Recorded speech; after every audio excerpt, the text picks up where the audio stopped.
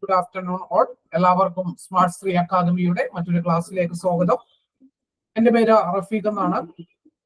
നമ്മള് എല്ലാ തവണയും പഠിക്കാറുള്ളത്, അതായത് വ്യാഴാഴ്ച ദിവസങ്ങളിൽ നമ്മളുടെ ക്ലാസ്സിൽ നമ്മൾ പഠിക്കാറുള്ള വിഷയം എന്ന് പറയുന്നത്,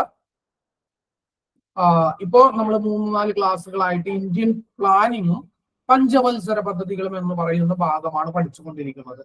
അതിൽ നമ്മൾ എന്താണ്, ഒന്നാമത്തെ പഞ്ചവത്സര പദ്ധതി മുതൽ 8ാമത്തെ പഞ്ചവത്സര പദ്ധതി വരെയാണ് അവസാനത്തെ ക്ലാസ്സിൽ നമ്മൾ എന്ത് ചെയ്തത്, സംസാരിച്ച് വിഷയം അവസാനിപ്പിച്ചത്. അപ്പൊ നമ്മൾ ഇനി പഠിക്കാൻ പോകുന്നത് 9ാമത്തെ പഞ്ചവത്സര പദ്ധതിയാണ്. അപ്പോ 8ാം പഞ്ചവത്സര പദ്ധതിയെ കുറിച്ച് നമ്മൾ പറഞ്ഞു. 8 എന്ന് പറഞ്ഞാല് 8ാം പഞ്ചവത്സര പദ്ധതി എന്ന് പറഞ്ഞാൽ ഇന്ത്യയിൽ എന്താണ്, ഒരു പുത്തൻ സാമ്പത്തിക പരിഷ്കരണങ്ങൾക്ക് ശേഷം ആരംഭിക്കുന്ന ഒരു പഞ്ചവത്സര പദ്ധതിയാണ് 8ാം പഞ്ചവത്സര പദ്ധതി. എന്തുകൊണ്ടാണ് നമ്മൾ പുത്തൻ സാമ്പത്തിക പരിഷ്കാരങ്ങൾ നടത്തേണ്ടി വന്നത്? അതായത് നമ്മൾ പഞ്ചവത്സര പദ്ധതികൾ നടപ്പിലാക്കി. ചില പഞ്ചവത്സര പദ്ധതികളൊക്കെ എന്തായിരുന്നു, വളരെ വിജയമായിരുന്നു. ഇന്ത്യ വളർച്ചാ നിരക്ക് നേടുകയൊക്കെ ചെയ്തു. എന്നാൽ നമ്മൾ ചില ഏഷ്യൻ, നമ്മളോടൊപ്പം തന്നെ വളർച്ച ആരംഭിച്ച, അല്ലെങ്കിൽ നമ്മളോടൊപ്പം തന്നെ പ്ലാനിങ് ആരംഭിച്ച ചില രാജ്യങ്ങളുമായിട്ട് കമ്പയർ ചെയ്യുമ്പോൾ, പ്രത്യേകിച്ച് ഏഷ്യൻ രാജ്യങ്ങളായിട്ടുള്ള സിംഗപ്പൂർ അങ്ങനെയുള്ള രാജ്യങ്ങളുമായിട്ട് കമ്പയർ ചെയ്യുമ്പോൾ ഇന്ത്യയുടെ സാമ്പത്തിക വളർച്ച എന്നുള്ളത് എന്തായിരുന്നു, വളരെ കുറവായിരുന്നു. അതുകൊണ്ടാണ് നമുക്ക് 91-ൽ എന്ത് വേണ്ടി വന്നത്, ഒരു പുതിയ സാമ്പത്തിക പരിഷ്കാരങ്ങൾ വേണ്ടി വന്നത്. അങ്ങനെയാണ്. മാത്രമല്ല, ഇന്ത്യ എന്ന് പറയുന്നത് ഏറ്റവും കൂടുതൽ സാധനങ്ങൾ കയറ്റുമതി ചെയ്തിരുന്നത് USSR എന്ന് പറയുന്ന രാജ്യത്തിലേക്കായിരുന്നു. USSR എന്ന് പറയുന്ന രാജ്യത്തേക്കായിരുന്നു. സ്വാഭാവികമായിട്ടും USSR എന്ന് പറയുന്ന രാജ്യം ഈ കാലഘട്ടം 90-91 കാലഘട്ടത്തിലേക്ക് അതിന്റെ തകർച്ച പൂർണ്ണമാകുന്ന സമയമാണ്. അപ്പോ അതോടുകൂടി നമുക്ക് കയറ്റുമതിക്ക് എന്താണ്, ഒരു രാജ്യത്തെ എന്താണ് കയറ്റുമതിക്ക്, നമ്മളുടെ ഏറ്റവും കൂടുതൽ സാധനങ്ങൾ എടുത്തിരുന്ന രാജ്യമാണ് USSR. അവരുടെ തകർച്ചയോടുകൂടി എന്തായാലും ഇന്ത്യയിൽ കയറ്റുമതി എന്നുള്ളത് കുറയുവാനായിട്ട് തുടങ്ങി. അപ്പൊ ഇത്തരം സാഹചര്യങ്ങളിലൂടെ അന്ന് ഇന്ത്യ കടന്നു പോയത് കൊണ്ടാണ്, ഒന്ന്, വളർച്ചാ നിരക്ക് നമുക്ക് നേടാൻ പറ്റുന്നില്ല, സോഷ്യലിസം മുറുകെ പിടിച്ചുകൊണ്ട് എന്ത് ചെയ്യാൻ പറ്റുന്നില്ല, നമുക്ക് വളർച്ച നേടാൻ പറ്റുന്നില്ല. എന്നാൽ നമ്മളോടൊപ്പം ആരംഭിച്ച സിംഗപ്പൂർ എന്ന് പറയുന്ന രാഷ്ട്രമൊക്കെ എന്താണ്, വലിയ വളർച്ച ആ കാലഘട്ടത്തിൽ തന്നെ നേടുകയും ചെയ്തു. പിന്നെ എന്താണ്, നമുക്ക് കയറ്റുമതിക്കുണ്ടായിരുന്ന ഒരു നമ്മളുടെ ആശ്രയമായിരുന്ന USSR എന്ന് പറയുന്ന രാജ്യം എന്ത് ചെയ്തു, ആ രാജ്യം ചിഹ്നാഭിന്നമായി പോയി. അപ്പൊ അതിനെ തുടർന്ന് അതും നമ്മളെ എഫക്ട് ചെയ്തു, നമ്മുടെ എക്കണോമിയെ എഫക്ട് ചെയ്തു. അതുകൊണ്ടാണ് നമ്മൾക്ക് എന്ത് വേണ്ടി വന്നത്, ഒരു പുതിയ സാമ്പത്തിക നയം സ്വീകരിക്കേണ്ടി വന്നത്. അപ്പോ നമ്മൾ അതൊക്കെയാണ്, അതിനുശേഷമാണ് 8ാം പഞ്ചവത്സര പദ്ധതി വരുന്നത് എന്ന് നമ്മൾ പറഞ്ഞു. ഇനി 9ാം പഞ്ചവത്സര പദ്ധതിയെ കുറിച്ചാണ് നമ്മൾ പഠിക്കാൻ പോകുന്നത്. 9ാം പഞ്ചവത്സര പദ്ധതി കാലയളവ് എന്ന് പറയുന്നത് 1997 മുതൽ 2002 വരെയാണ്. 9ാം പഞ്ചവത്സര പദ്ധതിയുടെ കാലഘട്ടം എന്ന് പറയുന്നത് 1997 മുതൽ 2002 വരെയാണ്. ഏപ്രിൽ 1 മുതൽ മാർച്ച് 31 വരെ. സ്വാഭാവികമായിട്ടും 97ന്റെ പ്രത്യേകത എന്താണ്, 97 ആയപ്പോൾ ഇന്ത്യ എന്ന് പറയുന്ന രാജ്യം അതിന്റെ സ്വാതന്ത്ര്യം നേടിക്കഴിഞ്ഞതിന് ശേഷം 50 വർഷം പിന്നിട്ടു. അതാണ് 97 ആയപ്പോൾ 47ലാണ് നമുക്ക് സ്വാതന്ത്ര്യം കിട്ടുന്നത്. സ്വാഭാവികമായിട്ടും 1997 ആകുമ്പോൾ ഇന്ത്യ എന്ന് പറയുന്ന രാജ്യം അതിന്റെ എന്താണ് 50ാമത് സ്വതന്ത്ര വാർഷികം ആഘോഷിക്കുകയാണ്.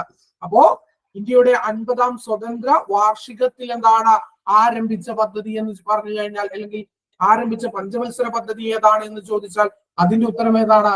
അതിന്റെ ഉത്തരം 9ാം പഞ്ചവത്സര പദ്ധതിയാണ്. ഇനി ഈ പഞ്ചവത്സര പദ്ധതിയുടെ, ഈ 9ാം പഞ്ചവത്സര പദ്ധതിയുടെ ലക്ഷ്യം എന്തായിരുന്നു? 9ാം പഞ്ചവത്സര പദ്ധതിയുടെ ലക്ഷ്യം എന്തായിരുന്നു? പ്രധാനമായിട്ടും സാമൂഹിക നീതിയിലും തുല്യതയിലും അധിഷ്ഠിതമായിട്ടുള്ള വികസനമായിരുന്നു. എന്താണ് പ്രധാനപ്പെട്ട ലക്ഷ്യം എന്ന് പറയുന്നത്? എന്താണ്? സാമൂഹിക നീതിയിലും തുല്യതയിലും അധിഷ്ഠിതമായിട്ടുള്ള വികസനം. രണ്ടാമത്തേത് സ്ത്രീ ശാക്തീകരണം. മൂന്നാമത്തേത് ഗ്രാമീണ വികസനവും വികേന്ദ്രീകൃത ആസൂത്രണവും. എന്താണ്? ഗ്രാമീണ വികസനവും വികേന്ദ്രീകൃത ആസൂത്രണവും. ഇതൊക്കെ ആയിരുന്നു എന്തെന്ന് പറയുന്നത്, ഈ പറയുന്ന 9ാം പഞ്ചവത്സര പദ്ധതിയുടെ പ്രധാനപ്പെട്ട ലക്ഷ്യങ്ങൾ. അപ്പോ സ്ത്രീ ശാക്തീകരണം പറയുമ്പോൾ നിങ്ങൾക്ക് സ്വാഭാവികമായിട്ട് PSC ഇങ്ങനെ ഒരു ചോദ്യം വന്നേക്കാം. അതായത് സ്ത്രീ ശാക്തീകരണം എന്നുള്ളത് എന്താണ് പ്രധാനപ്പെട്ട ഒരു ലക്ഷ്യമാക്കി വെച്ച പഞ്ചവത്സര പദ്ധതി ഏതാണ് എന്ന് ചോദ്യം ചോദിച്ചാൽ നിങ്ങൾ ഏത് പഞ്ചവത്സര പദ്ധതിയാണെന്ന് ഉത്തരം എഴുതും?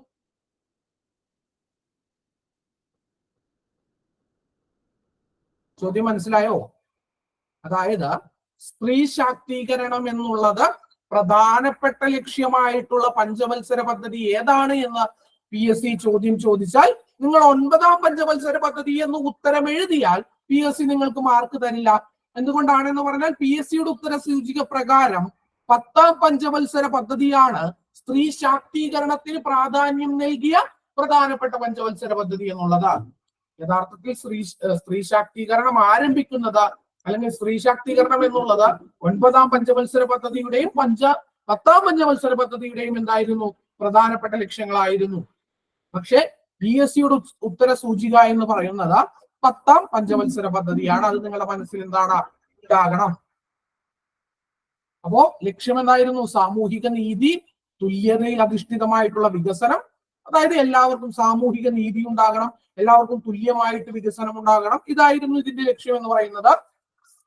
കൂടാതെ സ്ത്രീ ശാക്തീകരണം ഉണ്ടായിരുന്നു, ഗ്രാമീണ വികസനം ഉണ്ടായിരുന്നു, വികേന്ദ്രീകൃതമായിട്ടുള്ള ആസൂത്രണം എന്ന് പറഞ്ഞാൽ കേന്ദ്രീകൃതം എന്ന് പറയുന്നത് ഒരു സെൻട്രൽ ആണെങ്കിൽ അതിനെ കേന്ദ്രീകരിച്ച് വികസനം നടക്കുന്നത്. വികേന്ദ്രീകരണം എന്ന് പറയുമ്പോൾ ആസൂത്രണം എന്നുള്ളത് എന്താണ്? താഴെ തട്ടിലേക്ക്, മുകളിൽ നിന്ന് ആസൂത്രണം ചെയ്ത് താഴേക്ക് വരാതെ താഴെ തട്ടിലുള്ള കാര്യങ്ങൾക്ക് വേണ്ടിയിട്ടുള്ള ആസൂത്രണം എന്താണ്? താഴെ തട്ടുകളിൽ നടത്തണം.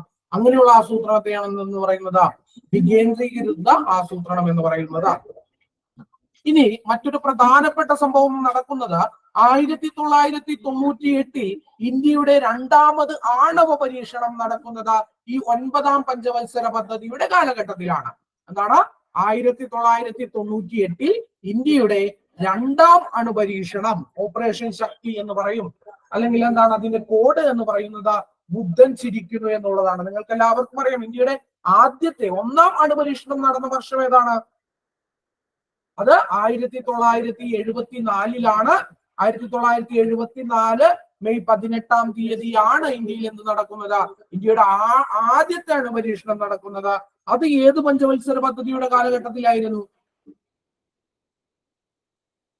ഏത് പഞ്ചവത്സര പദ്ധതിയുടെ കാലഘട്ടത്തിലായിരുന്നു? 5ാം പഞ്ചവത്സര പദ്ധതിയുടെ കാലഘട്ടത്തിലായിരുന്നു. അപ്പൊ അതിന്റെ കോഡായിരുന്നു എന്ന് പറയുന്നത് ബുദ്ധൻ ചിരിക്കുന്നു എന്ന് പറയുന്നത്. 2ാമത്തേത് നടക്കുന്നത് 98 പൊക്രാനിൽ തന്നെയാണ്. ഈ ആണവ പരീക്ഷണം എന്താണ്? 9ാം പഞ്ചവത്സര പദ്ധതിയുടെ കാലഘട്ടത്താണ് നടക്കുന്നത്. ഇതിന്റെ കോഡ് എന്ന് പറയുന്നത് എന്താണ്? ബുദ്ധൻ വീണ്ടും ചിരിക്കുന്നു. ഓപ്പറേഷൻ ശക്തി എന്നൊക്കെ അറിയപ്പെടുന്നത് ഈ അണുപരീക്ഷണത്തെയാണ്. അപ്പൊ എന്താണ്? 1998 എന്താണ് ഇന്ത്യയുടെ 2ാമത്തെ അണുപരീക്ഷണം നടന്നത് 9ാമത് പഞ്ചവത്സര പദ്ധതി കാലഘട്ടത്തിലാണ്. അതുപോലെ തന്നെ നമ്മൾ പറഞ്ഞു സ്ത്രീ ശാക്തീകരണം എന്നുള്ളത് ഒരു പ്രധാനപ്പെട്ട ലക്ഷ്യമായിട്ട് മുന്നോട്ട് വെച്ച പഞ്ചവത്സര പദ്ധതി 9ാം പഞ്ചവത്സര പദ്ധതിയാണ്. അതിന്റെ ഭാഗമായിട്ട് എന്താണ് ഇന്ത്യയിൽ തന്നെ സ്ത്രീ ശാക്തീകരണത്തെ കുറിച്ച് പറയുമ്പോൾ എന്താണ് നമ്മൾ ഏറ്റവും ആദ്യം എടുത്തു പറയുന്ന ഒരു പദ്ധതിയാണ് കുടുംബശ്രീ എന്ന് പറയുന്നത്. എന്താണ് കുടുംബശ്രീ? സ്ത്രീകളെ സ്ത്രീകളെ ശാക്തീകരിക്കുന്നതിന് വേണ്ടി ആരംഭിച്ച ഒരു പദ്ധതിയാണ് എന്ന് പറയുന്നത് കുടുംബശ്രീ പദ്ധതി എന്ന് പറയുന്നത്. ഈ പദ്ധതി നടപ്പിലാക്കുന്നത് ഏത് പഞ്ചവത്സര പദ്ധതിയുടെ കാലത്താണ്? 9ാം പഞ്ചവത്സര പദ്ധതിയുടെ കാലഘട്ടത്തിലാണ്. 1998 മെയ് 17-ാം തീയതിയാണ് എന്ത് രൂപീകരിക്കുന്നത്? കുടുംബശ്രീ രൂപീകരിക്കുന്നത്, അല്ലെങ്കിൽ കുടുംബശ്രീ എന്ത് ചെയ്യുന്നത്? ഉദ്ഘാടനം ചെയ്യപ്പെടുന്നത്. എവിടെ വെച്ചാണ് കുടുംബശ്രീ ഉദ്ഘാടനം ചെയ്യപ്പെടുന്നത്? എവിടെ വെച്ചാണ് കുടുംബശ്രീ ഉദ്ഘാടനം ചെയ്യപ്പെടുന്നത് എന്ന് ചോദിച്ചാൽ മലപ്പുറം ജില്ലയിൽ വെച്ചാണ്. എവിടെ വെച്ചാണ്? മലപ്പുറം ജില്ലയിൽ വെച്ചാണ്.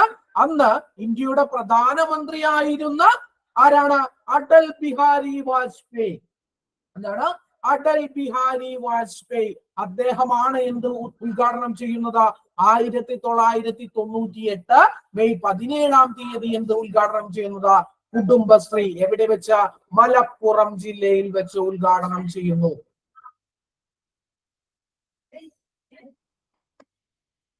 ഇനി അത് മാത്രമല്ല 2001 സർവശിക്ഷ അഭിയാൻ പദ്ധതി. എന്താണ് സർവശിക്ഷ അഭിയാൻ പദ്ധതി? കുട്ടികളുടെ വിദ്യാഭ്യാസവുമായി ബന്ധപ്പെട്ടിട്ടുള്ള SSA എന്ന് പറയുന്ന സർവശിക്ഷാ അഭിയാൻ പദ്ധതി ആരംഭിക്കുന്നത് ഏത് പഞ്ചവത്സര പദ്ധതിയുടെ കാലഘട്ടത്തിലാണ്? 9ാം പഞ്ചവത്സര പദ്ധതിയുടെ കാലഘട്ടത്ത് 2001 സർവശിക്ഷാ അഭിയാൻ എന്ന് പറയുന്ന പദ്ധതി ആരംഭിക്കുന്നത്. അതുപോലെ മറ്റൊരു പ്രധാനപ്പെട്ട പദ്ധതിയാണ് എന്ന് പറയുന്നത് അന്ത്യോദയ അന്ന യോജന എന്ന് പറയുന്നത്. അന്ത്യോദയ അന്ന യോജന എന്ന് പറഞ്ഞാൽ എന്താണ്? പൊതുവിതരണ ശൃംഖലയിലൂടെ, അതായത് റേഷൻ കടകളെയാണ് ഉദ്ദേശിക്കുന്നത്. ഇത്തരത്തിലുള്ള പൊതുവിതരണ ശൃംഖലകളിലൂടെ ദാരിദ്ര്യരേഖക്ക് താഴെയുള്ള ആളുകൾക്ക് മാത്രമല്ല എന്താണ്,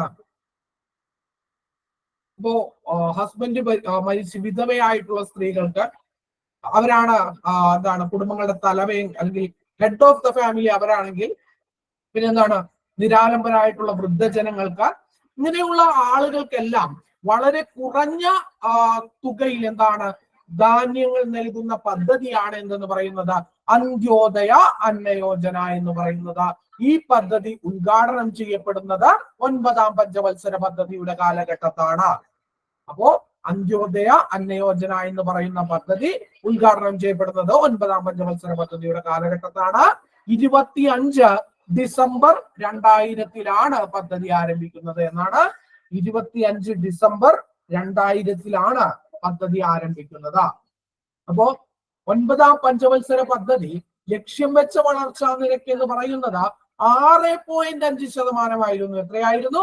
6.5% വളർച്ചയാണ് 9ാം പഞ്ചവത്സര പദ്ധതി എന്നുള്ളത് എന്ത് ചെയ്തത്? ലക്ഷ്യം വെച്ചത്. എന്നാൽ ഇത് നേടിയതാകട്ടെ വെറും 5.4%. നമുക്ക് എന്താണ് ലക്ഷ്യം വെച്ച ടാർഗറ്റിന്റെ എന്താണ് അടുത്ത് എത്താൻ കഴിഞ്ഞില്ല. മാത്രമല്ല എന്താണ് ആ ലക്ഷ്യം നമുക്ക് നേടുവാനും സാധിച്ചില്ല. അപ്പൊ ആ പദ്ധതി എന്തായിരുന്നു? ചെറിയ രീതിയിൽ ഈ പദ്ധതി എന്താണ് പരാജയമായിരുന്നു എന്ന് വേണമെങ്കിൽ നമുക്ക് പറയാം. എന്തുകൊണ്ടാണ് ഈ പദ്ധതി പരാജയമായി മാറിയത്? അതായത് 9ാം പഞ്ചവത്സര പദ്ധതി എന്ന് പറയുന്നത് എന്തുകൊണ്ട് പരാജയമായി മാറി എന്ന് ചോദിച്ചാൽ അതിന്റെ ഉത്തരം എന്ന് പറയുന്നത് അന്ന് കേന്ദ്ര തലത്തിൽ നിലനിന്നിരുന്ന എന്താണ് ഒരു രാഷ്ട്രീയ അനിശ്ചിതാവസ്ഥ ഉണ്ടായിരുന്നു എന്നാണ്. ഒരു രാഷ്ട്രീയ അനിശ്ചിതാവസ്ഥ ഉണ്ടായിരുന്നു. അതായത് ഈ പറയുന്ന AB വാജ്പേയിയുടെ ഗവൺമെന്റ് അധികാരത്തിൽ വരുന്നു. എന്താണ് 13 ദിവസത്തോളം 14 ദിവസത്തോളം അധികാരത്തിൽ തുടരുന്നു. അതിനുശേഷം അദ്ദേഹത്തിന് അധികാരം നഷ്ടപ്പെടുന്നു. അങ്ങനെയുള്ള കുറെ രാഷ്ട്രീയമായിട്ടുള്ള അനിശ്ചിതത്വങ്ങൾ ആ കാലഘട്ടത്തിൽ ഉണ്ടായിരുന്നു. ഇത് സ്വാഭാവികമായിട്ടും ഒരു രാഷ്ട്രത്തിന്റെ എന്താണ് ആ രാഷ്ട്രത്തിൽ ഭരണപരമായിട്ടൊരു രാഷ്ട്രീയ അനിശ്ചിതത്വം ഉണ്ടാവുകയാണെങ്കിൽ എന്ത് സംഭവിക്കും? അത് ആ രാജ്യത്തിന്റെ വളർച്ചയെ ബാധിക്കും എന്നുള്ള വിവരങ്ങൾ നമുക്ക് എവിടെ നിന്ന് മനസ്സിലാക്കാം? ഇത്തരത്തിലുള്ള സംഭവങ്ങൾ പഠിക്കുമ്പോൾ നമുക്ക് എന്ത് ചെയ്യാം? ആ കാര്യം മനസ്സിലാക്കാം. രാഷ്ട്രീയ അനിശ്ചിതത്വം ഒരു രാജ്യത്ത് ഉണ്ടായാൽ അത് ആ രാജ്യത്തിന്റെ വളർച്ചയെ എന്ത് ചെയ്യും? പിന്നോട്ടടിക്കും. ഇത്തരത്തിലുള്ള രാഷ്ട്രീയ അനിശ്ചിതത്വങ്ങൾ ഉണ്ടായിരുന്നത് കൊണ്ടാണ് എന്ത് സംഭവിച്ചത്? ഈ പറയുന്ന 9ാം പഞ്ചവത്സര പദ്ധതി എന്നുള്ളത് പിന്നോട്ട് പോയത്, അല്ലെങ്കിൽ അതിന്റെ ലക്ഷ്യത്തിലേക്ക് നമുക്ക് എത്താൻ കഴിയാതിരുന്നത്. അപ്പോ നമ്മൾ പറഞ്ഞത് 9ാം പഞ്ചവത്സര പദ്ധതിയെ കുറിച്ചാണ്. 1997 മുതൽ 2002 വരെ സാമൂഹിക നീതിയിലും തുല്യതയിലും അധിഷ്ഠിതമായിട്ടുള്ള എന്താണ് വികസനമായിരുന്നു അതിന്റെ ലക്ഷ്യം. മാത്രമല്ല സ്ത്രീ ശാക്തീകരണവും ഗ്രാമീണ വികസനവും വികേന്ദ്രീകൃത ആസൂത്രണവും ഒക്കെ ഈ പഞ്ചവത്സര പദ്ധതിയുടെ ലക്ഷ്യമായിരുന്നു. അതുകൊണ്ട് തന്നെ എന്താണ് സ്ത്രീ ശാക്തീകരണം ലക്ഷ്യമായതുകൊണ്ട് തന്നെ 1998 മെയ് 17 കുടുംബശ്രീ രൂപീകരിക്കപ്പെട്ടത് 9ാം പഞ്ചവത്സര പദ്ധതിയുടെ കാലഘട്ടത്താണ്. ഇന്ത്യയിൽ 2ാമത് അണു പരീക്ഷണം നടന്നതും ഈ പറയുന്ന 9ാം പഞ്ചവത്സര പദ്ധതിയുടെ കാലഘട്ടത്തിലാണ്. അതുപോലെ ദാരിദ്ര്യ നിർമ്മാർജ്ജനവും സാധാരണക്കാരെ സംരക്ഷിക്കുന്നതിനൊക്കെ വേണ്ടിയിട്ടുള്ള ഒരു എന്താണ് അന്നയോജന പദ്ധതിയാണ് എന്തെന്ന് പറയുന്നത് അന്ത്യോദയ അന്നയോജന. അത് ആരംഭിക്കുന്നത് ഇന്ത്യയിൽ 2000 ഡിസംബർ 25, 2000 ഈ പദ്ധതി ആരംഭിക്കുന്നത്. ഇതും 9ാം പഞ്ചവത്സര പദ്ധതിയുടെ കാലഘട്ടത്തിലാണ് നടക്കുന്നത്. ഇനി ഇത് ലക്ഷ്യം വെച്ച വളർച്ചാ നിരക്ക് 6.5 ആണെങ്കിലും നമുക്ക് എന്താണ് 5.4 മാത്രമേ എന്താണ് നേടുവാനായിട്ട് സാധിച്ചുള്ളൂ. അതുകൊണ്ട് തന്നെ എന്താണ് ഈ പദ്ധതി പരാജയമായിരുന്നു. അതിന് കാരണം എന്ന് പറയുന്നത് എന്തായിരുന്നു? ഈ കാരണം എന്ന് പറയുന്നത് അന്ന് കേന്ദ്രത്തിൽ നിലനിന്നിരുന്ന രാഷ്ട്രീയ അനിശ്ചിതാവസ്ഥയായിരുന്നു എന്നുള്ള കാര്യം നിങ്ങൾ എന്ത് ചെയ്യണം, മനസ്സിലാക്കണം. അപ്പോ അതോടുകൂടി 9ാം പഞ്ചവത്സര പദ്ധതി എന്ന് പറയുന്ന ഭാഗം എന്താണ്, അവസാനിക്കുകയാണ്. നമ്മളിനി 10ാം പഞ്ചവത്സര പദ്ധതിയിലേക്ക് കടക്കുകയാണ്. 10ാം പഞ്ചവത്സര പദ്ധതി നോക്കുക. കാലയളവ് എന്ന് പറയുന്നത് 2002 ഏപ്രിൽ 1 മുതൽ 2007 മാർച്ച് 31 വരെയാണ്. ഇപ്പൊ നമ്മൾ പറഞ്ഞു കഴിഞ്ഞ പദ്ധതി എന്താണ്, 9ാം പദ്ധതി 2002 അവസാനിക്കുന്നത്. സ്വാഭാവികമായിട്ടും 10ാം പദ്ധതി എന്താണ്, 10ാം പദ്ധതി 2002 മുതൽ 2007 വരെ 5 വർഷത്തേക്കായിരിക്കും. ലക്ഷ്യം എന്ന് പറയുന്നത് സാക്ഷരതാ നിരക്ക് ഉയർത്തുക, ആളോഹരി വരുമാനം ഇരട്ടിയാക്കുക, സ്ത്രീ ശാക്തീകരണം, ഇവയായിരുന്നു എന്തിന്റെ ലക്ഷ്യം എന്ന് പറയുന്നത്, 9ാം പഞ്ചവത്സര പദ്ധതിയുടെ ലക്ഷ്യം എന്ന് പറയുന്നത്. ഇതാണ് സാക്ഷരതാ നിരക്ക് ഉയർത്തുക, ആളോഹരി വരുമാനം ഇരട്ടിയാക്കുക, സ്ത്രീ ശാക്തീകരണം, ഇവയായിരുന്നു 10ാം പഞ്ചവത്സര പദ്ധതിയുടെയും പ്രധാനപ്പെട്ട ലക്ഷ്യം എന്ന് പറയുന്നത്. ഇനി ഈ 10ാം പഞ്ചവത്സര പദ്ധതി അറിയപ്പെടുന്ന മറ്റൊരു പേരാണ് കേരള മോഡൽ എന്നറിയപ്പെടുന്നു. എന്താണ്, കേരള മോഡൽ പദ്ധതി എന്നറിയപ്പെടുന്ന, അല്ലെങ്കിൽ കേരള മോഡൽ ഡെവലപ്മെന്റ് പ്ലാൻ എന്നറിയപ്പെടുന്ന പഞ്ചവത്സര പദ്ധതിയാണ് എന്തെന്ന് പറയുന്നത്, 10ാം പഞ്ചവത്സര പദ്ധതി എന്ന് പറയുന്നത്. നോക്കുക, സാക്ഷരതാ നിരക്ക് ഉയർത്തുക, ആളോഹരി വരുമാനമൊക്കെ എന്താണ് ഉയർത്തുക, അങ്ങനെ ഈ കാര്യങ്ങളിലൊക്കെ മുന്നിൽ നിൽക്കുന്ന ഒരു സ്റ്റേറ്റ് ആണ് കേരളം എന്ന് പറയുന്നത്. അപ്പൊ അതിനെ റോൾ മോഡൽ ആക്കിക്കൊണ്ട് ആരംഭിച്ച ഒരു പഞ്ചവത്സര പദ്ധതിയാണ് എന്തെന്ന് പറയുന്നത് 10ാം പഞ്ചവത്സര പദ്ധതി. അതുകൊണ്ട് തന്നെ എന്താണ് അത് അറിയപ്പെടുന്നത്, കേരള മോഡൽ പഞ്ചവത്സര പദ്ധതി എന്നാണ്. ഈ പഞ്ചവത്സര പദ്ധതിയുടെ കാലത്ത് ഇന്ത്യയിൽ നടപ്പിലാക്കുന്ന ഒരു പ്രധാനപ്പെട്ട സംഭവം, അല്ലെങ്കിൽ എന്താണ് ഒരു പ്രധാനപ്പെട്ട പദ്ധതി എന്ന് പറയുന്നത് ദേശീയ ഗ്രാമീണ തൊഴിലുറപ്പ് പദ്ധതിയാണ്. എന്താണ്, ദേശീയ ഗ്രാമീണ തൊഴിലുറപ്പ് പദ്ധതി. നിങ്ങൾ ആ പദ്ധതിയുടെ പേര് ഇപ്പോൾ എന്ത് എന്നാണ്, ഇപ്പോൾ ആ പദ്ധതിയുടെ പേര് MGNREGP എന്നാണ്. എന്താണ്, MGNREGP, വേറെ ഒന്നുമില്ല. MG എന്ന് പറഞ്ഞാൽ Mahatma Gandhi national rural employment guarantee programme. Mahatma Gandhi national rural employment guarantee programme. അതിന്റെ എന്താണ്, അതിന്റെ പേരിൽ തന്നെ പദ്ധതി എന്താണ് എന്നുള്ളത് ഉണ്ട്. എന്താണ്, അതായത് ഗ്രാമീണ മേഖലയിൽപ്പെട്ട പാവപ്പെട്ട ജനങ്ങൾക്ക് എന്ത് കൊടുക്കുക, അവന്റെ വീടിന് ഒരു 5 കിലോമീറ്റർ ചുറ്റളവിൽ കുറഞ്ഞത് 100 ദിവസത്തേക്ക് തൊഴിൽ നൽകുക എന്നുള്ള ലക്ഷ്യത്തോടു കൂടി ആരംഭിച്ച പദ്ധതിയാണ് എന്ന് പറയുന്നത് ദേശീയ ഗ്രാമീണ തൊഴിലുറപ്പ് പദ്ധതി എന്ന് പറയുന്നത്. 2006 ഫെബ്രുവരി 2-ാം തീയതിയാണ് എന്ത് ചെയ്യുന്നത്, ഈ പദ്ധതി ആരംഭിക്കുന്നത്. എന്നാണ് 2006 ഫെബ്രുവരി 2-ാം തീയതി ആണ് എന്ത് ചെയ്യുന്നത്, ഈ പദ്ധതി ആരംഭിക്കുന്നത്. ഇപ്പോൾ ഈ പദ്ധതിയുടെ പേരെന്ന് പറയുന്നത് എന്താണ്, Mahatma Gandhi national rural employment guarantee programme എന്നുള്ളതാണ്. ഇനി അതുപോലെ തന്നെ മറ്റൊരു പ്രധാനപ്പെട്ട പദ്ധതി ആരോഗ്യ മേഖലയുമായി ബന്ധപ്പെട്ടിട്ട് എന്താണ്, ഒരു പ്രധാനപ്പെട്ട പദ്ധതി ആ കാലഘട്ടത്തിൽ എന്താണ്, ഈ പറയുന്ന 10ാം പഞ്ചവത്സര പദ്ധതിയുടെ കാലഘട്ടത്തിൽ നടപ്പിലാക്കി. അതിനെ പറയുന്ന പേരാണ് ദേശീയ ഗ്രാമീണ ആരോഗ്യ മിഷൻ എന്ന് പറയുന്നത്. 2005 നടപ്പിലാക്കിയ പദ്ധതിയാണ് എന്തെന്ന് പറയുന്നത് ദേശീയ ഗ്രാമീണ ആരോഗ്യ മിഷൻ എന്ന് പറയുന്നത്. അതായത് റൂറൽ മേഖലയിലുള്ള അല്ലെങ്കിൽ ഗ്രാമപ്രദേശങ്ങളിലുള്ള ആളുകളുടെ എന്താണ് ആരോഗ്യ സംരക്ഷണവുമായി ബന്ധപ്പെട്ട് എന്താണ് ആരംഭിച്ച പദ്ധതിയാണ് എന്തെന്ന് പറയുന്നത് ദേശീയ ഗ്രാമീണ ആരോഗ്യ മിഷൻ. ഇംഗ്ലീഷിൽ പറയുന്നത് NRHM എന്നാണ്. എന്താണ് NRHM, national rural health mission. എന്താണ് NRHM. മലയാളത്തിലും പഠിക്കണം, ഇംഗ്ലീഷിലും പഠിക്കണം. PSC എങ്ങനെ ചോദിക്കുമെന്ന് പറയാൻ കഴിയില്ല. മലയാളവും ഇംഗ്ലീഷും പഠിക്കണം. അപ്പൊ എന്താണ് 2005 എന്താണ് ദേശീയ ഗ്രാമീണ ആരോഗ്യ mission, national rural health mission എന്ന് പറയുന്ന ഒരു പദ്ധതി എന്ത് ചെയ്തു, നടപ്പിലാക്കി. ഈ പദ്ധതി നിങ്ങൾക്ക് എല്ലാവർക്കും അറിയാം. നിങ്ങളുടെ നാട്ടിൽ ആശാ വർക്കർമാർ എന്ന് കേട്ടിട്ടുണ്ടോ? ആശാ വർക്കർമാർ എന്താണ്? ഈ ആശാ വർക്കേഴ്സിന്റെ ആശ എന്നുള്ളതിന്റെ ഫുൾ ഫോം ആർക്കെങ്കിലും അറിയാമോ?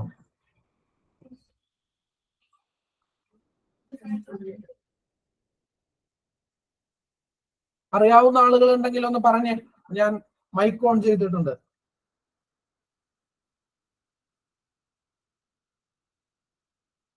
ആർക്കെങ്കിലും അറിയാമോ? നിങ്ങൾ ആശാ വർക്കർ എന്ന് പറയുന്ന സംഭവം നിങ്ങളുടെ നാട്ടിലുള്ളതാണ്. ഈ ആശാ വർക്കറിന്റെ ആശ എന്ന് പറയുന്നത് എന്താണ്? അക്രഡിറ്റഡ് സോഷ്യൽ ഹെൽത്ത് ആക്ടിവിസ്റ്റ് എന്നുള്ളതിന്റെ എന്താണ് ഷോർട്ട് ഫോം ആണ് ഈ ആശാ വർക്കർ എന്ന് പറയുന്നത്. ഈ പറയുന്ന NRHMന്റെ സേവനങ്ങൾ നമുക്ക് ലഭ്യമാകുന്നത് ഈ പറയുന്ന ആശാ വർക്കറിലൂടെയാണ് എന്നുള്ള കാര്യം കൂടി എന്ത് ചെയ്യുക, നിങ്ങൾ ഇതിന്റെ ഭാഗമായിട്ട് ഓർത്തു വെക്കുക. അപ്പൊ എന്താണ് നാഷണൽ റൂറൽ ഹെൽത്ത് മിഷൻ, പിന്നെ എന്താണ് MGNREGP, അതായത് Mahatma Gandhi national rural employment guarantee programme. ഈ രണ്ട് പദ്ധതികളും എന്താണ്? ഈ രണ്ട് പദ്ധതികളും നിലനിൽ വന്നത് 10ാം പഞ്ചവത്സര പദ്ധതിയുടെ കാലഘട്ടത്തിലാണ്. നോക്കുക, 10ാം പഞ്ചവത്സര പദ്ധതി ഈ 25 നമ്മൾ പറഞ്ഞു എന്താണ് ഇത് ലക്ഷ്യം വെച്ച് വളർച്ചാ നിരക്ക് എന്നുള്ളത് 8.1 ആണ്. എന്താണ് 10ാം പഞ്ചവത്സര പദ്ധതി ലക്ഷ്യം വെച്ച് വളർച്ചാ നിരക്ക് എന്നുള്ളത് 8.1 ആണ്. ആദ്യമായിട്ടാണ് നമ്മൾ ഒരു 8ന് മുകളിൽ ഒരു ടാർജറ്റ് തന്നെ എന്താണ് ഇത്രയും ഇതായിട്ട് ഫിക്സ് ചെയ്യുന്നത്. നമ്മൾ ഏകദേശം അതിന്റെ അടുത്തെത്തി. നമ്മൾ എന്താണ് 7.7% വളർച്ച ആ കാലഘട്ടത്തിൽ ഇന്ത്യ എന്ന് പറയുന്ന രാജ്യം നേടി. അപ്പോ ഇതാണ് എന്തെന്ന് പറയുന്നത് 10ാം പഞ്ചവത്സര പദ്ധതി. നമ്മൾക്ക് ഒരിക്കൽ കൂടി നോക്കാം. 10ാം പഞ്ചവത്സര പദ്ധതി കാലയളവ് എന്താണ്? 2002 ഏപ്രിൽ 1 മുതൽ 2007 മാർച്ച് 31 വരെ. ലക്ഷ്യം സാക്ഷരതാ നിരക്ക് ഉയർത്തുക, ആളോഹരി വരുമാനം ഇരട്ടിയാക്കുക, സ്ത്രീ ശാക്തീകരണം. അറിയപ്പെടുന്ന മറ്റൊരു പേരാണ് കേരള മോഡൽ പദ്ധതി എന്ന.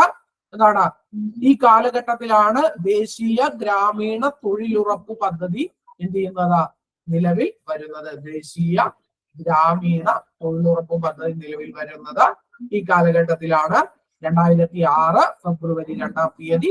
അതിന്റെ ഇപ്പോഴത്തെ പേര് Mahatma Gandhi national rural employment guarantee programme എന്നാണ്.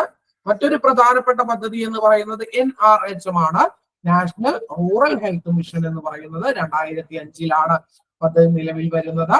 ഈ പദ്ധതിയുടെ എന്താണ് സേവനങ്ങൾ മനുഷ്യരിലേക്ക് അല്ലെങ്കിൽ ഇന്ത്യക്കാരിലേക്ക് അല്ലെങ്കിൽ വ്യക്തികളിലേക്ക് എത്തിക്കുന്നത് ആശാ വർക്കേഴ്സ് എന്ന് പറയുന്ന വിഭാഗമാണ്. ലക്ഷ്യം വെച്ച് വളർച്ചാ നിരക്ക് 8.1%, നേടിയത് 7.7%. ഇനി അടുത്തത് 11ാമത് പഞ്ചവത്സര പദ്ധതി. 11ാം പഞ്ചവത്സര പദ്ധതി നോക്കുക. 11ാം പഞ്ചവത്സര പദ്ധതി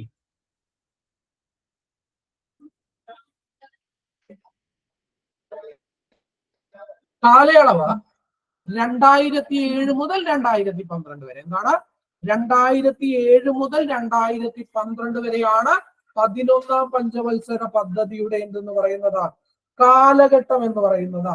കാലഘട്ടം എന്ന് പറയുന്നത് 2007 മുതൽ 2012 വരെയാണ്. ലക്ഷ്യം എന്ന് പറയുന്നത് സമഗ്രതല സ്പർശിയായിട്ടുള്ള വികസനം. എന്താണ് ഈ സമഗ്രതല സ്പർശിയായിട്ടുള്ള വികസനം എന്ന് പറയുന്നത്? അതായത് നമ്മൾ പറഞ്ഞു, നമ്മൾ 91 ആയപ്പോഴേക്കും എന്ത് ചെയ്തു? നമ്മൾ മുതലാളിത്തത്തിലേക്ക് സ്വിച്ച് ചെയ്തു, നമ്മൾ ആഗോളവൽക്കരണത്തിലേക്ക് മാറി. എന്താണ് പുത്തൻ സാമ്പത്തിക നയങ്ങൾ ഇന്ത്യയിൽ നടപ്പിലാക്കി.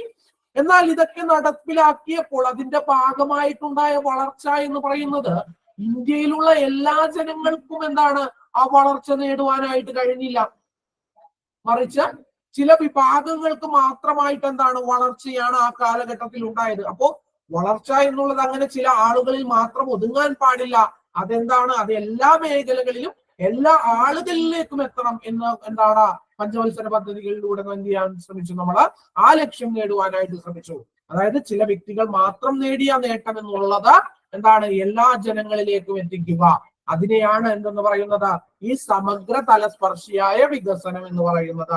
അല്ലെങ്കിൽ എന്താണ് എല്ലാ ഭാഗത്തും എന്താണ് വികസനം എത്തിക്കുക. ഇൻക്ലൂസീവ് ഗ്രോത്ത് എന്നത് പറയും, ഇംഗ്ലീഷിൽ പറയും. എന്താണ് ഇൻക്ലൂസീവ് ഗ്രോത്ത്? PSC ചോദിച്ചിട്ടുണ്ട്, പ്രീവിയസ് ക്വസ്റ്റ്യൻ ആണ്. എന്താണ് ഇൻക്ലൂസീവ് ഗ്രോത്ത് എന്ന് പറയുന്നത്? എന്താണ് ലക്ഷ്യമായിട്ടുള്ള അല്ലെങ്കിൽ എല്ലാ തലത്തിലുമുള്ള എന്താണ് വികസനം ലക്ഷ്യമാക്കിയിട്ടുള്ള പഞ്ചവത്സര പദ്ധതി ഏതാണ് എന്ന് ചോദിച്ചാൽ അതിന്റെ ഉത്തരം ഏതാണ്? അതിന്റെ ഉത്തരം എന്ന് പറയുന്നത് 11ാം പഞ്ചവത്സര പദ്ധതിയാണ്. ഇനി 11ാം പഞ്ചവത്സര പദ്ധതിയുടെ കാലഘട്ടത്തിൽ ഒരു മിനിറ്റ്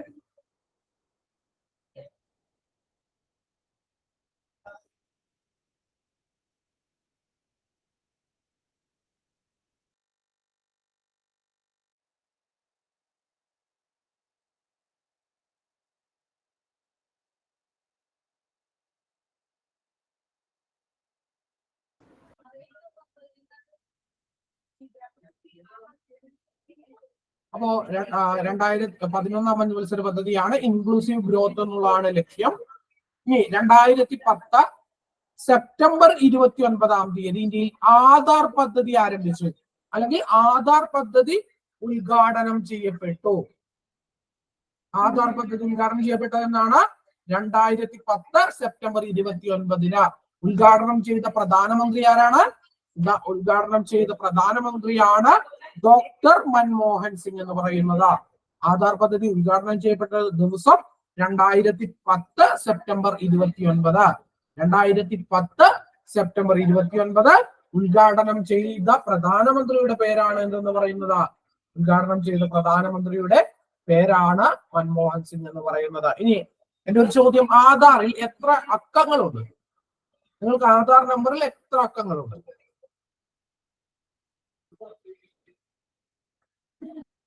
12 അക്കങ്ങൾ. പാൻ കാർഡിലാണെങ്കിൽ 10 ആണ് കേട്ടോ. പാൻ കാർഡിൽ 10 നമ്പറും ആധാർ കാർഡിൽ എത്രയാണ്? ആധാർ കാർഡിൽ 12 നമ്പറുമാണ് ഉള്ളത്. ഇനി ഈ 2010 സെപ്റ്റംബർ 29 മൻമോഹൻ സിംഗ് ആധാർ പദ്ധതി ഉദ്ഘാടനം ചെയ്യുന്നത് മഹാരാഷ്ട്രയിലുള്ള തെമ്പാലി എന്ന് പറയുന്ന ഒരു ഗ്രാമത്തിൽ വെച്ചാണ്. എവിടെ വെച്ചാണ്? മഹാരാഷ്ട്രയിലുള്ള തെമ്പാലി എന്ന് പറയുന്ന ഗ്രാമത്തിൽ വെച്ചാണ് മൻമോഹൻ സിംഗ് എന്ത് ഉദ്ഘാടനം ചെയ്യുന്നത്? ഈ പറയുന്ന ആധാർ പദ്ധതി 2010 സെപ്റ്റംബർ 29 ഉദ്ഘാടനം ചെയ്യുന്നത്. അതുകൊണ്ട് തന്നെ ആധാർ ഗ്രാമം എന്നറിയപ്പെടുന്ന ഗ്രാമമാണ് ഏത്? ആധാർ ഗ്രാമം എന്നറിയപ്പെടുന്ന സ്ഥലമാണ് തെമ്പാലി എന്ന് പറയുന്നത്. അവിടെ വെച്ചാണ് മൻമോഹൻ സിംഗ് എന്ത് ചെയ്തത്? പദ്ധതി ഉദ്ഘാടനം ചെയ്തത്. നോക്കുക, 11ാം പഞ്ചവത്സര പദ്ധതി. ഇനി ഇതേ പദ്ധതി തന്നെ കേരളത്തിലും ഉദ്ഘാടനം ചെയ്തു. 2011 ഫെബ്രുവരി എന്താണ്? തെമ്പാലി ഗ്രാമം എന്നാണ് പറയുന്നത്. ഈ ആധാർ പദ്ധതി എന്ന് പറയുന്നത് ഇന്ത്യയിൽ ഉദ്ഘാടനം ചെയ്ത ദിവസമാണ് 2010 സെപ്റ്റംബർ 29 എന്ന് പറയുന്നത്. കേരളത്തിൽ ആധാർ പദ്ധതി ഉദ്ഘാടനം ചെയ്യപ്പെട്ടത് 2011 ഫെബ്രുവരി 24ാം തീയതിയാണ്. അറിയാത്ത ആളുകൾ എഴുതി വെക്കുക. കേരളത്തിൽ ഈ പറയുന്ന ആധാർ പദ്ധതി ഉദ്ഘാടനം ചെയ്യപ്പെട്ടത് 2011 ഫെബ്രുവരി 24ാം തീയതിയാണ്. ഇന്ത്യയിൽ 2019 സെപ്റ്റംബർ 29, കേരളത്തിൽ 2011 ഫെബ്രുവരി 24. കേന്ദ്രത്തിൽ മൻമോഹൻ സിംഗും കേരളത്തിൽ മുഖ്യമന്ത്രി എന്ന് പറയുന്നത് സഖാവ് VS അച്യുതാനന്ദനും ആയിരുന്നു എന്നുള്ള കാര്യം കൂടി എന്ത് ചെയ്യുക, നിങ്ങളുടെ മനസ്സിലുണ്ടാകുക. ഇനി ലക്ഷ്യം വെച്ച വളർച്ചാ നിരക്ക് 9%. 9% ആദ്യമായിട്ടാണ് നമ്മൾ ഇത്രയും വലിയ ഒരു ലക്ഷ്യമൊക്കെ എന്ത് ചെയ്യുന്നത്, ടാർഗറ്റ് ആയിട്ട് വെക്കുന്നത്. മാത്രമല്ല നമ്മൾ എന്ത് ചെയ്യപ്പെടുന്നു, നമ്മൾ 8.2% വളർച്ച ആ കാലഘട്ടത്തിൽ ഉണ്ടാക്കുന്നു. എത്ര വളർച്ചയാണ് ഉണ്ടാക്കുന്നത്? 8.2% വളർച്ച. ഇന്ത്യയുടെ എന്താണ് പഞ്ചവത്സര പദ്ധതികളുടെ ചരിത്രത്തിൽ ആദ്യമായിട്ടാണ് എന്തുണ്ടാകുന്നത്, 8% വളർച്ച ഇന്ത്യ എന്ന് പറയുന്ന രാജ്യം നേടുന്നത് ഈ പറയുന്ന 11ാം പഞ്ചവത്സര പദ്ധതിയുടെ കാലഘട്ടത്തിലാണ്. അപ്പൊ നമുക്കത് എങ്ങനെ പറയാം? അതായത് ഇന്ത്യ ഏറ്റവും കൂടുതൽ വളർച്ച നേടിയത് ഏത് പഞ്ചവത്സര പദ്ധതിയുടെ കാലഘട്ടത്തിലാണ് എന്ന് ചോദിച്ചാൽ അതിന്റെ ഉത്തരമായിട്ട് വരുന്നത് 11ാം പഞ്ചവത്സര പദ്ധതി ആയിരിക്കും. അപ്പോ എന്റെ ഒരു ചോദ്യം, ഇന്ത്യ ഏറ്റവും കുറഞ്ഞ വളർച്ചാ നിരക്ക് രേഖപ്പെടുത്തിയത് ഏത് പഞ്ചവത്സര പദ്ധതിയുടെ കാലഘട്ടത്തിലാണ്? ഇന്ത്യ ഏറ്റവും കുറഞ്ഞ വളർച്ചാ നിരക്ക് രേഖപ്പെടുത്തിയത് 3ാം പഞ്ചവത്സര പദ്ധതിയുടെ കാലഘട്ടത്തിലാണ്. അപ്പോ കൂടിയത് എന്താണ്? 11ാം പഞ്ചവത്സര പദ്ധതിയുടെ കാലഘട്ടത്തും കുറഞ്ഞത് എന്താണ്? 12ാം പഞ്ചവത്സര പദ്ധതിയുടെ കാലഘട്ടത്തിലുമാണ് എന്ത് ചെയ്തത്, നടപ്പിലാക്കിയത്. അപ്പോ 11ാം പഞ്ചവത്സര പദ്ധതിയാണ് കാലഘട്ടം എന്ന് പറയുന്നത് 2007, 2012. ഇൻക്ലൂസീവ് ഗ്രോത്ത് അല്ലെങ്കിൽ സമഗ്ര തലസ്പർശിയായ വികസനം, എല്ലാ ഭാഗങ്ങളെയും ഉൾക്കൊണ്ടുകൊണ്ടുള്ള വികസനം എന്നുള്ളതാണ് ഇതിന്റെ എന്തെന്ന് പറയുന്നത്, ഇതിന്റെ ലക്ഷ്യം എന്ന് പറയുന്നത്. ഈ കാലഘട്ടത്തിൽ, ഈ പറയുന്ന 11ാം പഞ്ചവത്സര പദ്ധതിയുടെ കാലഘട്ടത്തിലാണ് ഇന്ത്യയിൽ ആധാർ എന്ന് പറയുന്ന പദ്ധതി നടപ്പിലാക്കുന്നത്. 2010 സെപ്റ്റംബർ 29 ഉദ്ഘാടനം ചെയ്യുന്നത് മൻമോഹൻ സിംഗ് ആണ്. മഹാരാഷ്ട്രയിലെ തെമ്പാലി എന്ന് പറയുന്ന ഗ്രാമത്തിൽ വെച്ച്. കേരളത്തിൽ പദ്ധതി ഉദ്ഘാടനം ചെയ്യപ്പെടുന്നത് 2011 ഫെബ്രുവരി 24 കേരളത്തിലെ മുഖ്യമന്ത്രി എന്ന് പറയുന്നത് സഖാവ് VS അച്യുതാനന്ദനായിരുന്നു. പദ്ധതി 9% വളർച്ചാ നിരക്ക് ലക്ഷ്യം വെച്ചപ്പോൾ 8.2% വളർച്ചാ നിരക്ക് നേടി. ഇന്ത്യയുടെ ചരിത്രത്തിൽ തന്നെ, അല്ലെങ്കിൽ പഞ്ചവത്സര പദ്ധതികളുടെ ചരിത്രത്തിൽ തന്നെ ഏറ്റവും കൂടുതൽ വളർച്ച നേടിയത് ഏത് കാലഘട്ടത്തിലാണ്? ഈ 11ാം പഞ്ചവത്സര പദ്ധതിയുടെ കാലഘട്ടത്തിലാണ്. ഇനി 12ാം പഞ്ചവത്സര പദ്ധതി തെമ്പാലി എന്നാണ്. തെമ്പാലി, ചെമ്പാലി അല്ല, തെമ്പാലി.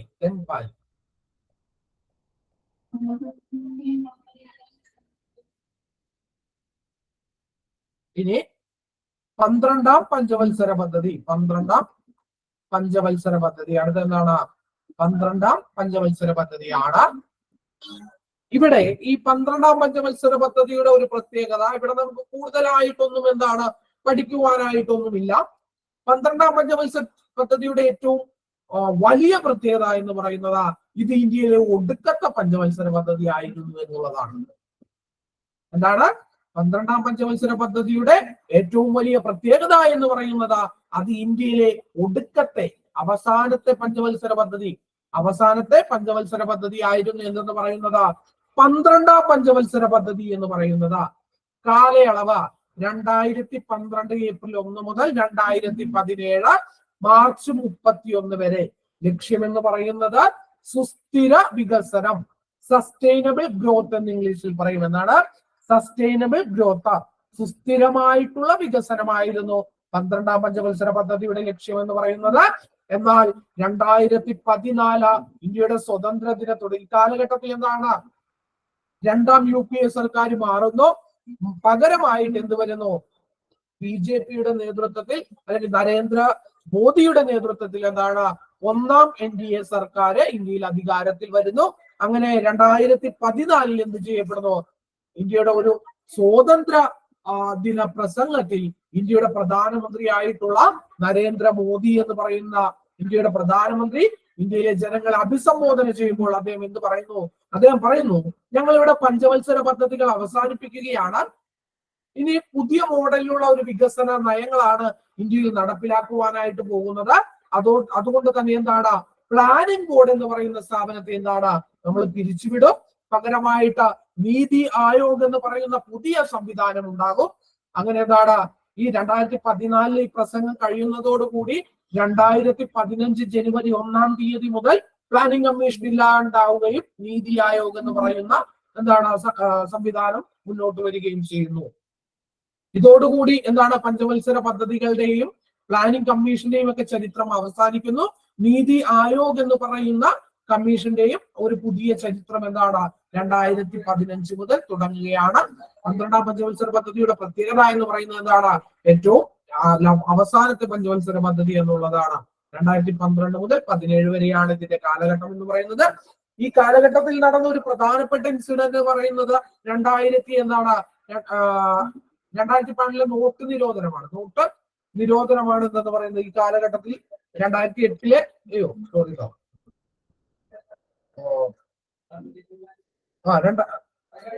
2014 നോട്ട് നിരോധിച്ചത്. 2014 നോട്ട് നിരോധനമാണ് എന്തെന്ന് പറയുന്നത് ആ കാലഘട്ടത്തിൽ നടന്ന ഒരു പ്രധാനപ്പെട്ട സംഭവം എന്ന് പറയുന്നത്. 2016 നോട്ട് നിരോധനമാണ് ആ കാലഘട്ടത്തിൽ എന്താണ് നടന്ന ഒരു സംഭവം എന്നാകെ പറയാനുള്ളത്. അതും നമുക്ക് അതിന്റെ ഭാഗമായിട്ട് പഠിക്കാനുള്ളതല്ല. എങ്കിലും എന്താണ് ആ കാലഘട്ടത്തിലെ ഒരു പ്രധാന ഇൻസിഡന്റ് എന്ന് പറയുന്നത് അത് മാത്രമാണ്. പക്ഷെ എന്താണ് 14 ഈ പ്രസ്ഥാനത്തിന്റെ എന്താണ് പണിയൊക്കെ എന്താണ് പൂട്ടിക്കെട്ടി 15 പുതിയ പ്രസ്ഥാനം നിലവിൽ വന്നു. നമ്മൾ ആ രണ്ട് പ്രസ്ഥാനങ്ങളെ കുറിച്ചും പ്ലാനിംഗ് കമ്മീഷനെ കുറിച്ച് നീതി ആയോഗിനെ കുറിച്ച് എന്താണ് നമ്മൾ കൂടുതലായിട്ട് എന്താണ് കാര്യങ്ങൾ പഠിച്ചിട്ടുള്ളതാണ്. ഇതിന് മുമ്പത്തെ ക്ലാസ്സുകളിലൊക്കെ ആയിട്ട് ഒരു ക്ലാസ് നമ്മൾ അതിനു വേണ്ടി മാത്രം എന്ത് ചെയ്തതാണ് മാറ്റി വെച്ചിട്ടുള്ളതാണ്. അതും ഇതും കൂടി എന്ത് ചെയ്യുക, കണക്ട് ചെയ്ത് പഠിക്കുക. ഞാൻ നോട്ടിന്റെ അകത്ത് അത് എല്ലാം ഉൾപ്പെടുത്തിയിട്ടുണ്ട്. അതായത് പ്ലാനിംഗ് കമ്മീഷന്റെ കാര്യങ്ങള്, നീതി ആയോഗിന്റെ കാര്യങ്ങള്, പഞ്ചവത്സര പദ്ധതികൾ, ഇതെല്ലാം കൂടി എന്താണ് ഒറ്റ നോട്ടായിട്ടാണ് നമ്മൾ പ്രിപ്പയർ ചെയ്തിരിക്കുന്നത്. ആ അന്നെടുത്ത കാര്യങ്ങളും ഇതും കൂടി എന്ത് ചെയ്യുക, പരസ്പരം കണക്ട് ചെയ്തിട്ട് പഠിക്കുക. ഇത് രണ്ടും ഈ പ്ലാനിങ്ങും പഞ്ചവത്സര പദ്ധതികളും എന്നുള്ളതായിരുന്നു നമ്മുടെ വിഷയം. പ്ലാനിങ് എന്ന് പറയുന്നത് നമ്മൾ മുൻ ക്ലാസ്സുകളിൽ എടുത്തിട്ടുള്ളതായതുകൊണ്ട് അത് അത്ര ഡീറ്റെയിൽ ആയിട്ട് നമ്മൾ ഇവിടെ പറഞ്ഞില്ല. മറിച്ച് നമ്മൾ എന്താണ് പഞ്ചവത്സര പദ്ധതികളാണ് കഴിഞ്ഞ 3 ക്ലാസ്സുകളിൽ പറഞ്ഞത്. അപ്പോൾ ഇതിന് മുമ്പെടുത്ത ഭാഗവും ഇതിന്റെ ഭാഗമാണ് എന്നുള്ള കോമൺ സെൻസ് നിങ്ങൾക്ക് ഉണ്ടാകണം. അതുകൊണ്ടാണ് ഇത് എന്ത് ചെയ്യുന്നത്, ഇതിന്റെ നോട്ടിൽ നമ്മൾ ഉൾപ്പെടുത്തിയിട്ടുള്ളത്. അപ്പോ ഇതോടുകൂടി എന്താണ് നമ്മൾക്ക് ഈ പറയുന്ന പഞ്ചവത്സര പദ്ധതികൾ എന്ന് പറയുന്ന ഭാഗം എന്താണ് അവസാനിക്കുകയാണ്. ഞാനൊരു ചോദ്യം പറയാം, നിങ്ങൾക്ക് എന്ത് ചെയ്യാം, ആവശ്യമുള്ള ആളുകൾ എഴുതിയെടുക്കാം. ഒരു പ്രീവിയസ് ക്വസ്റ്റ്യൻ ആണ്. ഇന്ത്യയിൽ ഏത് പഞ്ചവത്സര പദ്ധതിയാണ് സാമ്പത്തിക വളർച്ചയിൽ മനുഷ്യ മൂലധനത്തിന്റെ, അതായത് ഹ്യൂമൻ ക്യാപിറ്റലിന്റെ പങ്ക് തിരിച്ചറിഞ്ഞത്? ചോദ്യം എഴുതി വെക്കുക. ഇന്ത്യയിൽ ഏത് പഞ്ചവത്സര പദ്ധതിയാണ് സാമ്പത്തിക വളർച്ചയിൽ മനുഷ്യ മൂലധനത്തിന്റെ, അതായത് ഹ്യൂമൻ ക്യാപിറ്റലിന്റെ പങ്ക് തിരിച്ചറിഞ്ഞത്? ഒരു പ്രീവിയസ് ക്വസ്റ്റ്യൻ ആണ്. നമ്മൾ പറഞ്ഞ ഭാഗത്തിലൊന്നും ഇതിനെക്കുറിച്ച് നമ്മൾ പറഞ്ഞിട്ടില്ല, അതുകൊണ്ടാണ് ഇതിവിടെ പറയുന്നത്. ഓപ്ഷൻസ്: 3-ാം പഞ്ചവത്സര പദ്ധതി, 4-ാം പഞ്ചവത്സര പദ്ധതി, 6-ാം പഞ്ചവത്സര പദ്ധതി, 7-ാം പഞ്ചവത്സര പദ്ധതി. ആർക്കെങ്കിലും അറിയാമോ? ഹ്യൂമൻ ക്യാപിറ്റൽ, അതായത് ഇന്ത്യയിൽ ഏത് പഞ്ചവത്സര പദ്ധതിയുടെ കാലഘട്ടത്തിലാണ് സാമ്പത്തിക വളർച്ചയിൽ മനുഷ്യ മൂലധനം, ഹ്യൂമൻ ക്യാപിറ്റൽ, അതിന്റെ പങ്ക് തിരിച്ചറിഞ്ഞത് ഏത് പഞ്ചവത്സര പദ്ധതിയുടെ കാലഘട്ടത്തിലാണ്? 3-ാം പഞ്ചവത്സര പദ്ധതി, 4-ാം പഞ്ചവത്സര പദ്ധതി, 6-ാം പഞ്ചവത്സര പദ്ധതി, 7-ാം പഞ്ചവത്സര പദ്ധതി.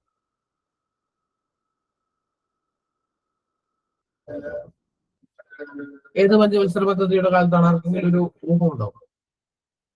7-ാം പഞ്ചവത്സര പദ്ധതി ശരിയാണ്. അപ്പൊ അത് നമ്മളുടെ ഇതിൽ എന്താണ് നോട്ടിൽ ഇല്ലാത്തതാണ്, പ്രീവിയസ് ചോദിച്ചിട്ടുള്ളതാണ്. അതുകൊണ്ട് എന്ത് ചെയ്യുക, നിങ്ങൾ അത് നോട്ട് ചെയ്ത് വെക്കുക. ഹ്യൂമൻ ക്യാപിറ്റൽ, മനുഷ്യ മൂലധനത്തിന്റെ പങ്ക് തിരിച്ചറിഞ്ഞത് 7-ാം പഞ്ചവത്സര പദ്ധതിയുടെ കാലഘട്ടത്തിലാണ്. ഇനി മറ്റൊരു ചോദ്യം: ഏത് പഞ്ചവത്സര പദ്ധതിയുടെ കാലത്താണ് ഖാദി ഗ്രാമ വ്യവസായ കമ്മീഷൻ സ്ഥാപിതമായത്? ഏത് പഞ്ചവത്സര പദ്ധതിയുടെ കാലഘട്ടത്തിലാണ് ഖാദി ഗ്രാമ വ്യവസായ കമ്മീഷൻ സ്ഥാപിതമായത്? പ്രീവിയസ് ക്വസ്റ്റ്യൻ ആണ്. 1-ാം പഞ്ചവത്സര പദ്ധതി, 2-ാം പഞ്ചവത്സര പദ്ധതി, 3-ാം പഞ്ചവത്സര പദ്ധതി, 4-ാം പഞ്ചവത്സര പദ്ധതി. ഖാദി ഗ്രാമ വ്യവസായ കമ്മീഷൻ ഏത് പഞ്ചവത്സര പദ്ധതിയുടെ കാലഘട്ടത്താണ്?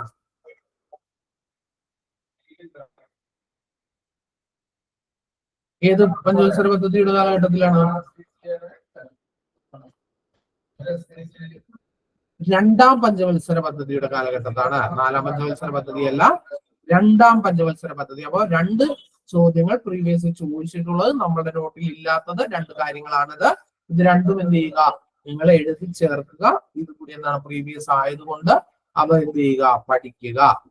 അപ്പോ ഇതോടുകൂടി ഇന്നത്തെ ഈ ക്ലാസ് നമ്മൾ എന്ത് ചെയ്യാണ്, അവസാനിപ്പിക്കുകയാണ്. 1 മണിക്കൂർ തിരച്ചിലെ വിഷയം കഴിഞ്ഞു. ഇനി നമുക്കൊരു പുതിയ ചാപ്റ്റർ തുടങ്ങണം, അല്ലെങ്കിൽ പുതിയൊരു വിഷയവുമായിട്ടായിരിക്കും നമ്മൾ എന്ത് ചെയ്യുക, അടുത്ത വ്യാഴാഴ്ച നമ്മളുടെ ക്ലാസ് ആരംഭിക്കുക. അതായത് LDCയുടെ സിലബസിലുള്ള ഏതെങ്കിലും ഒരു പുതിയ സബ്ജക്ട് നമ്മൾ എടുക്കും. 2-3 ക്ലാസ്സുകളായിട്ട് തീർക്കാൻ പറ്റുന്ന വിഷയങ്ങളായിരിക്കും എടുക്കുക, അല്ലെങ്കിൽ ചിലപ്പോൾ ഒരു ക്ലാസ്സിൽ തന്നെ തീർക്കാൻ പറ്റുന്ന വിഷയങ്ങൾ ഉണ്ടാവും. അങ്ങനെ സിലബസിലുള്ള ഒരു വിഷയം എടുത്തിട്ട് നമ്മൾ അത് പഠിക്കും. അതാണ് നമ്മൾ എന്ത് ചെയ്യുന്നത്, വ്യാഴാഴ്ച ദിവസങ്ങളിൽ ചെയ്തുകൊണ്ടിരിക്കുന്നത്. അപ്പോ എന്ത് ചെയ്യാം, നമുക്ക് അടുത്ത ക്ലാസ്സിൽ വീണ്ടും കാണാം. എല്ലാവർക്കും നന്ദി, നമസ്കാരം. Okay, thank you.